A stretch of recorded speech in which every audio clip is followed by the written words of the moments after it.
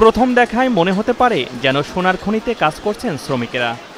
কেউ পিতলের পাত সাইজ করে কাটছেন, মুখ জোড়া দিচ্ছেন, কেউ আগুনে পোড়াচ্ছেন, আবার কেউ ব্রাশ দিয়ে পরিষ্কার করে চুড়িতে সোনার রং দিচ্ছেন। আর এইভাবেই কয়েক হাত ঘুরে প্রস্তুত হচ্ছে পিতলের তৈরি রুলিবালা। সোনা না পিতলের চুড়ি তা সহজে কেউ বুঝতেই পারবে না।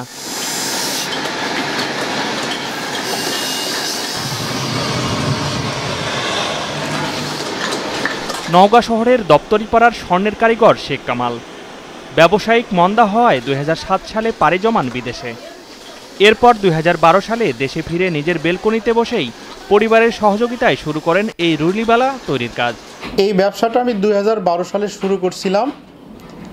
সেখানে আমি বাসার বেলকনিতে একা করতাম, আমার পরিবার একটু সহযোগিতা করত। চায়না পিতলের বালা পর্যায়ক্রমে অনেক চাহিদা সম্পন্ন হচ্ছে। 12 সাল থেকে এখন পর্যন্ত এটা আমাদের 2-3 হাজার শ্রমিকে পরিণত হয়েছে এবং আশা করতেছি এটা আরও দিন দিন চাহিদা আরও বাড়বে। আমাদের প্রতিবেশী দেশগুলোতে এটার অনেক চাহিদা আছে এবং আমরা যদি এটা মার্কেটজাত করতে পারি ইনশাল্লাহ আমাদের এখানে আরও অনেক লোকের কর্মসংস্থান হবে। এরপর ধীরে ধীরে বাড়ে কারখানার পরিধি। নিজ বাড়ির বেলকনি থেকে শুরু হওয়া এই কারখানায় এখন কাজ করছেন প্রায় হাজারো শ্রমিক, যার অধিকাংশ নারী। দেখতে স্বর্ণের মতো হওয়ায় ক্রেতাদের কাছে চাহিদাও বেশি। এরই মধ্যে রপ্তানি শুরু হয়েছে বিদেশেও। ব্যাপক সম্ভাবনাময় এই শিল্পকে এগিয়ে নিতে সরকারের পৃষ্ঠপোষকতার দাবি জানান তিনি। সাংসারিক কাজের পাশাপাশি এই কারখানায় কাজ করে বাড়তি আয় করছেন নারী শ্রমিকরা। কেউ কাজ করেন দিন চুক্তিতে, আবার কেউ বা কাজ করেন প্রতিজোড়া চুড়ি তৈরিতে। এর মধ্য দিয়ে অনেকের সংসারে এসেছে সচ্ছলতা। লেখাপড়ার পাশাপাশি এই কাজ করে বাড়তি আয় করছেন অনেক শিক্ষার্থী। আমি এখানে মাল কাটাকাটির কাজ করি। আমি মূলত প্রায় 1.5-2 বছর ধরে কাজ করতেছি।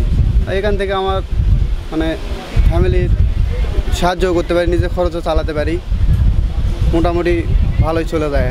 সকাল থেকে যে বিকাল অবধি এখান থেকে আমার পড়ালেখার খরচ বের হয়, বা আবার বাসা থেকে কোনো খরচ নিতে হয় না এক্সট্রা, এবং এখান থেকে আমার পরিবারকে আমি একটু সাহায্য করতে পারি। এখানে কাজ করে ধরেন আমি যেইটুক পাই সেইটুক আমার ধরেন বাচ্চা পড়াশোনা করে, আমার বাচ্চা জেলা স্কুলেতে পড়াশোনা করে, তার একটু খরচ যেহেতু লাগে, এখান থেকে আমি আমার স্বামীকে একটু হেল্প করতে পারি। আমি এখানে বালা পুরানো গাছ দিয়ে পুরানো কাজ করি। এখানে আমি কাজ করে সপ্তাহে কিছু মোটামুটি টাকা পাই, সেটা দিয়ে আমার ছোট্ট একটা সংসার, মোটামুটি সংসারে কিছু যে অপসম্পন্নতা থাকে, তো এখানে আমি এভাবে এখানে চলতে পারি আর কি। প্রথমত শুরু থেকে কাটা বাছা প্যাকেট থেকে একবারে ফিনিশিং পর্যন্ত সব আমরাই করি এখানে। আর এখানে হচ্ছে আপনি যাদের সমস্যা সংসারের আর্থিক উপার্জনের একটু সমস্যা হলে তারাই এখানে বেশি করে, এখানে করলে আমাদের একটু সংসারের মজুরির একটু বাড়ে, ভালো হয়। ক্ষুদ্র ও মাঝারি শিল্প উদ্যোগকে সরকার গুরুত্ব দিচ্ছে।